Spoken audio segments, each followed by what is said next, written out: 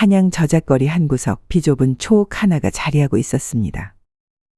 겉보기엔 허름하나 그 안에서는 귀신도 울고 갈 점괘가 나오는 곳이었으니 바로 소경 곽박의 점집이었습니다. 곽박은 두 눈이 보이지 않았으나 세상 이치를 환히 꿰뚫는 듯하여 그가 점을 보면 마치 도깨비라도 점지해 준 듯 적중하였습니다. 덕분에 그의 점집 앞은 늘 발 디딜 틈 없이 붐볐습니다. 곽 선생, 어젯밤 꿈에 커다란 잉어가 제 등에 엎여 있었습니다. 무슨 뜻이겠습니까? 잉어라. 보통 일이 아닙니다. 잉어가 등에 업혔다면 이는 분명 한양에서 큰일이 일어날 징조입니다. 그러나 그냥 풀어주기는 어렵습니다. 운명은 공짜가 아니니 일단 정성을 보태셔야 합니다. 아이고, 여기 있습니다. 손님이 동전 몇 잎을 내밀자 곽박은 손끝으로 돈의 무게를 가늠한 후 만족스럽게 고개를 끄덕였습니다. 자, 들으십시오. 잉어는 곧 승진과 출세를 의미합니다. 하지만 엎여 있었다 하니 누군가 선생님께 기대려는 사람이 생길 것입니다. 다만 그 사람이 너무 무거우면 허리가 휘겠지요.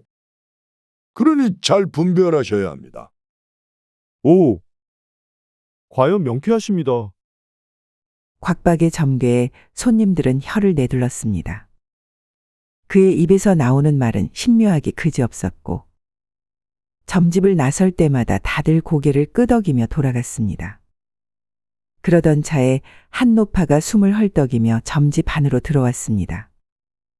곽 선생, 곽 선생. 제발 도와주십시오. 노파는 지푸라기라도 잡는 심정으로 곽박 앞에 무릎을 꿇었습니다. 그녀의 얼굴은 피골이 상접했고 초췌한 몰골의 눈가에는 벌써 마른 눈물 자국이 남아 있었습니다. 아이고, 이 늙은이가 평생 정직하게 살아왔건만 어찌하여 이런 고통을 겪어야 한단 말입니까? 제 아들이 열흘 전에 나가더니 소식이 없습니다. 제발 점을 쳐주십시오. 우리 아들이 살아있기나 한지요. 곽박은 천천히 고개를 끄덕이며 손을 내밀었습니다. 손을 내어 보십시오.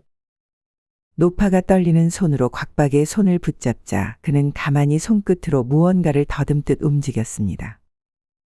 그리고는 점패를 쥐고 툭툭 튕기며 신중하게 점괘를 내렸습니다. 곽박은 한동안 침묵을 지켰습니다. 노파는 숨을 죽이며 그의 얼굴을 바라보았죠. 아주 기이한 괴가 나왔습니다. 우리 아들이 무사한 것입니까? 곽박은 일부러 긴 한숨을 쉬었습니다. 이 괴는 쉽사리 풀어서는 안 되는 것입니다. 아이고, 곽 선생.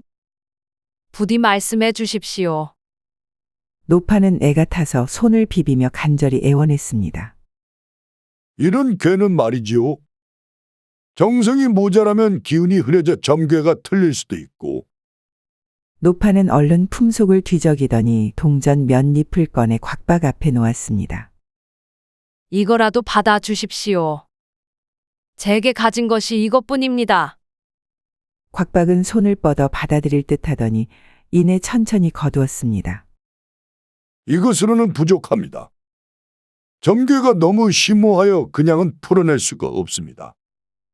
노파의 얼굴이 창백해졌습니다. 그러면 저는 어찌해야 한단 말입니까? 우리 아들을 찾지 못하면 저는 노파는 두 손으로 얼굴을 감싸고 흐느껴 울었습니다. 그러자 곽박은 천천히 미소를 지으며 말했습니다. 너무 조급해하지 마십시오. 세상사 모든 일이 다 때가 있는 법입니다. 다만 때를 앞당기려면 정성이 필요한 것입니다. 노파는 더 이상 어찌할 바를 몰랐습니다. 그저 떨리는 손을 가슴에 얹고 힘없이 주저앉을 뿐이었습니다. 곽박은 이 모든 상황을 느긋하게 지켜보며 속으로 생각했습니다. 조금만 더 기다리면 은전이 들어오겠구나. 그리하면 좋은 술이라도 사 마셔야지. 그러나 노파는 어찌할 바를 모르고 그저 울고만 있었습니다. 한참을 기다리던 곽박은 미간을 찌푸렸습니다. 이렇게 해서는 안 되겠구먼. 저 노파가 울기만 하면 아무 소용이 없지. 그리하여 그는 일부러 조용히 한숨을 내쉬며 말했습니다. 더 늦기 전에 선택하십시오. 정성을 보태어 점괘를 듣겠습니까? 아니면 이대로 돌아가 아들을 기다리시겠습니까? 노파는 떨리는 손으로 옷자락을 움켜쥐었습니다. 그녀는 더 이상 돈을 내놓을 것도 기댈 곳도 없었습니다. 절망에 빠진 얼굴로 방문을 열고 나왔습니다. 이 사태를 지켜보던 곽박의 며느리가 방 안에서 조용히 움직이기 시작할 때였습니다. 노파가 점집 마당에 주저앉아 한숨을 내쉬고 있을 때 어디선가 조용한 목소리가 들려왔습니다. 이리로 오시어요. 노파는 깜짝 놀라 고개를 들었습니다. 그녀는 다름 아닌 곽박의 며느리였습니다. 어서 오세요. 너무 큰 소리 내시면 아버님께 들키니 살금살금 오셔야 해요. 노파는 두리번거리며 며느리에게 다가갔습니다. 며느리는 문을 살짝 열고 노파를 조용히 안으로 끌어들였습니다. 작은 창고 같은 공간 안에서 며느리는 주변을 살피며 속삭였습니다. 아버님께서 쉽게 점을 안 봐주실 줄 알았어요. 하지만 걱정하지 마세요. 저도 어느 정도 점을 칠 줄 아니 도와드릴 수 있어요. 노파는 애타는 얼굴로 며느리를 바라보며 연신 고개를 끄덕였습니다. 아드님께서 나간 지 열흘 되었다 하셨죠? 그러면 먼저 기운을 보아야 해요. 며느리는 작은 주머니에서 점패를 꺼내어 살짝 흔든 후 바닥에 놓았습니다. 그녀의 손끝이 점패를 가만히 짚으며 움직였습니다. 그리고 뭔가 나온 듯 입을 열었습니다. 이 점괘에 따르면 아드님께서는 먼 곳으로 떠난 것이 아닙니다. 하지만 그의 발길이 멈춰 있는 것으로 보아 스스로 돌아올 수 없는 사정이 있는 듯합니다. 노파는 깜짝 놀라 말문이 막힐 뻔했습니다. 그렇다면 혹시 해코지를 당한 것이오? 며느리는 잠시 망설이다가 고개를 저었습니다. 아닙니다. 위험한 상황은 아니지만 스스로 움직일 수 없는 이유가 있는 듯합니다. 이럴 때는 기운을 불러와야 합니다.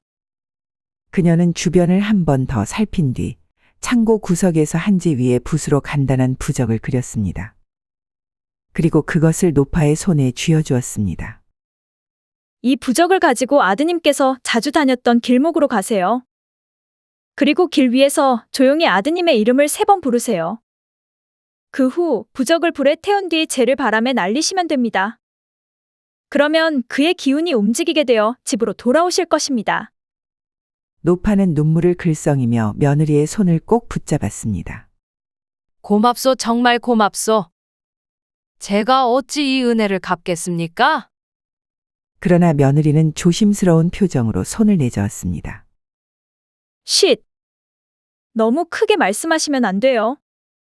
시아버님께 들키면 큰일 나요. 어서 이곳을 나가셔서 제가 알려드린 대로 하세요. 그리고 이 일은 저와 할머니만 아는 비밀로 하셔야 합니다. 노파는 다시 한번 고개를 숙이며 눈물을 흘렸습니다. 그리고 조용히 몸을 일으켜 점집을 빠져나가셨습니다. 뒤편에서 며느리는 조심스레 숨을 내쉬었습니다. 부디 무사히 아드님을 찾으시길. 그녀는 부엌으로 돌아가 아무 일도 없었다는 듯이 하던 일을 계속했습니다. 그러나 그녀는 알지 못했습니다. 곽박이 점괘를 보던 중 이상한 기운을 감지하고 있었다는 사실을. 곽박은 점패를 어루만지며 깊은 생각에 잠겼습니다. 뭔가 이상했습니다. 점괘는 분명 복잡한데 어째서 술술 풀린 느낌을 받았습니다. 이건 우연이 아니다. 누군가 내 점괘를 흘린 것이 분명하다. 다음 날 곽박은 잠시 저자로 나가 일을 보고 있었습니다. 저잣거리에서 들려오는 소리에 귀를 기울였습니다. 그러던 중 지나가는 장사꾼들의 대화가 그의 귀를 스쳤죠. 만식이네 아줌마리오. 곽 선생께 점을 봤는데 점값도 안 주고 방법을 알아냈다더군. 그런데 이상한 게 뭔 줄 아시오? 곽 선생이 아니라 그 며느리가 알려줬다 하더이다. 곽박의 얼굴이 굳어졌습니다. 며느리 내 이것이. 감히 내 점괘를 흘려? 그는 이를 악물고 천천히 돌아섰습니다. 그는 분노로 몸이 떨렸습니다.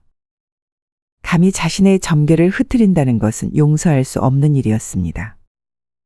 특히 그것이 자신의 집안에서 나온 것이라면 더욱이 말이죠. 이대로 둘 수는 없지. 가만둬선 안 된다. 며느리 잘못 들여 집안이 풍비박산 날 수도 있겠어. 그는 결심했습니다. 며느리는 죽게 만들겠다고 말이죠. 그러나 며느리는 영리한 여자였습니다. 곽박의 표정과 움직임을 보며 이상한 낌새를 채웠습니다. 시아버님의 기운이 평소와 달리 어두웠고 그에게는 알 수 없는 싸늘함이 서려 있었기 때문이죠. 뭔가 잘못되었어. 아버님께서 나를 의심하고 있는 게 분명해. 그녀는 다급하게 머리를 굴렸습니다. 한참을 생각하다 마침내 깨달았습니다. 죽음의 기운을 피하려면 먼저 그 운명을 점쳐야 하는 걸 말이죠. 그날 밤 며느리는 길마를 깔고 앉아 물에 발을 담갔습니다. 길마는 무거운 짐을 지탱하는 것이니 이것이 곧 자신의 운명을 바꿀 방패가 될 수도 있었습니다.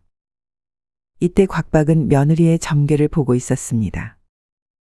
점패를 흔들자 기이한 괴가 나왔습니다. 길마산 아래 물에 빠져 죽을 운명이라. 곽박은 미소를 지었습니다. 그래, 이것이 내 운명이다. 내가 손을 쓰지 않아도 저승사자가 너를 데려가겠지. 그는 천천히 자리에서 일어나 방 한 구석에서 향을 피웠습니다. 주문을 읊조리기 시작했습니다. 사자들이여, 나의 뜻을 따르라. 내 점괘대로 며느리를 데려가라. 그녀를 저 길마산 아래 물속으로 이끌어라. 찬바람이 방 안을 휘몰아쳤고 촛불이 심하게 흔들렸습니다. 깊은 밤 며느리는 방 안에서 다급하게 남편을 깨웠습니다. 남편은 졸린 눈을 비비며 일어나 그녀를 바라보았죠. 무슨 일이오? 이 밤중에? 며느리는 초조한 얼굴로 주변을 살피며 낮은 목소리로 말했습니다. 서방님, 큰일이 났습니다. 아버님께서 저를 죽이려 하십니다. 남편은 멀뚱히 그녀를 바라보다가 어이가 없듯이 말했죠. 아니, 갑자기 무슨 말씀이오? 아버님께서 그럴 리가 없지 않소? 정말입니다. 아까 시아버님께서 방에서 향을 피우시며 주문을 외우셨습니다. 저를 저승으로 보내려 하시는 것이 틀림없습니다. 남편의 얼굴이 점점 굳어졌습니다. 그게 사실이라면 정말 큰일이로군. 그렇다고 어찌하겠소?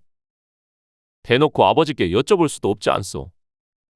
며느리는 잠시 침묵하다가 조용히 말했습니다. 서방님, 저를 살려주실 겁니까? 서방님은 제 편이 맞지요? 남편은 깊은 고민에 빠졌습니다. 한쪽에는 평생을 모셔온 부친이 있었고 한쪽에는 사랑하는 아내가 있었습니다. 하지만 오래 생각할 필요도 없었습니다. 당신을 살려야지요.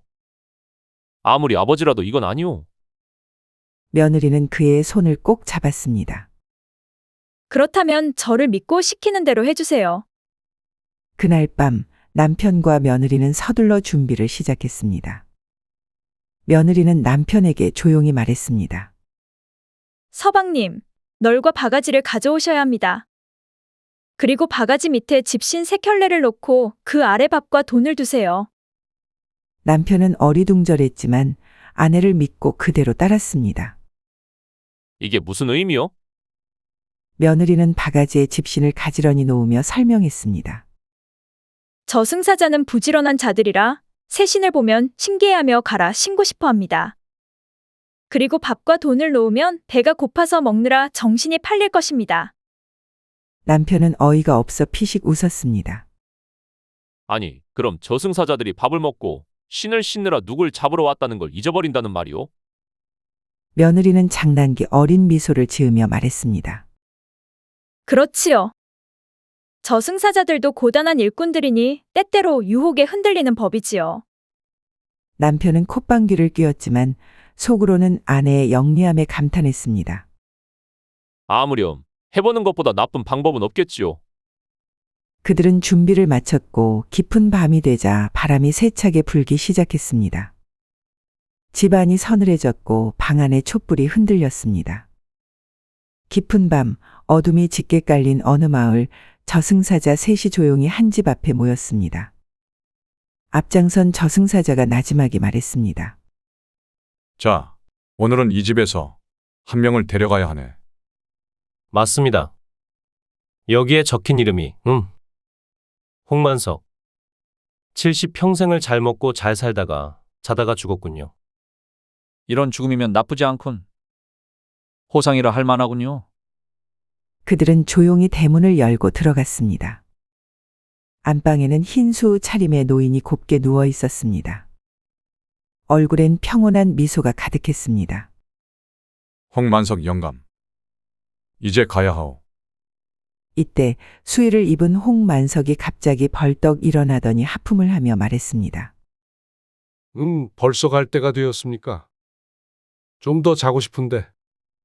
아니, 영감. 그만 자고 가야 하네. 홍만석은 태연하게 몸을 쭉 펴며 말했습니다. 글쎄, 내 정신이 너무 말짱해서. 하지만 정해진 운명이라면 가야겠지요. 잠깐 내 손자들에게 작별 인사라도 하게 해주시겠습니까? 시간이 없소. 아쉽지만 가야 하니까 서두르게. 홍만석은 고개를 끄덕이며 자리에서 일어섰습니다. 그리고 저승사자들을 따라 문 밖으로 나가며 말했습니다. 그럼 마지막으로 막걸리 한 사발이라도 마실 수 있겠습니까? 거참 재미있는 양반이구만. 그렇게 홍만석을 데리고 간 저승사자들은 다음 집으로 향해 걸어갔습니다. 바로 곽박의 집이었습니다. 곽박의 집 앞에 도착한 저승사자들은 조용히 대문 앞에 섰습니다. 이번에는 곽박의 집이군. 명부에는 곽박이 아니라 며느리를 데려가라는 기록인데. 명부가 잘못됐겠습니까? 일단 들어가 봅시다. 그들은 문을 열고 곽박의 집 안으로 들어섰습니다. 마당에는 바가지와 널이 놓여 있었고 그 아래 집신 3켤레와 밥, 돈이 놓여 있었습니다. 첫 번째 저승사자가 집신을 발견하자 눈을 반짝였습니다. 새 집신이 있군. 우리 것도 슬슬 낡았으니 갈아신지 않겠나. 두 번째 저승사자가 바가지 안에 밥을 보며 말했습니다. 이야, 배고팠는데 잘 됐군요. 이거 한 숟가락 먹고 가면 힘이 날 것 같습니다. 세 번째 저승사자가 돈을 집어들며 고개를 끄덕였습니다. 요즘 저승도 팍팍한데 이런 적선이라니 고맙군. 그들은 정신없이 밥을 먹기 시작했습니다. 그리고 한참 후 배가 부른 그들은 서로를 바라보며 멈칫했습니다. 그런데 우리가 누구를 데리러 왔더라? 아까까지만 해도 있던 명부가 보이지 않는 겁니다. 셋은 어리둥절하며 기억을 더듬었죠. 그때 두 번째 저승사자가 마당 한쪽을 보다가 널과 바가지를 가리켰습니다. 이거 보십시오. 널곽. 바가지 박. 세 번째 저승사자가 눈을 동그랗게 뜨며 손뼉을 쳤습니다. 어라. 우리가 잡으러 온 자가 곽박이었군요. 그래 맞아. 그거군. 자, 곽박을 데리고 가세. 그렇게 저승사자들은 헷갈린 채로 곽박이 있는 방으로 향했습니다. 한편 이를 지켜보던 며느리와 남편은 숨을 죽인 채 서로를 바라보았습니다. 남편이 아내에게 나지막이 속삭였습니다. 이게 정말 통할 줄이야. 이걸 좋아해야 하나 말아야 하나 모르겠소. 송구합니다, 서방님. 그리고 곧 방 안에서 곽박의 비명소리가 울려 퍼졌습니다. 그렇게 며느리를 없애려던 곽박은 자신의 꾀에 자신이 넘어가게 되었고 며느리는 안타까운 사정에 이들의 점을 쳐주며 덕을 쌓고 잘 살았다고 합니다.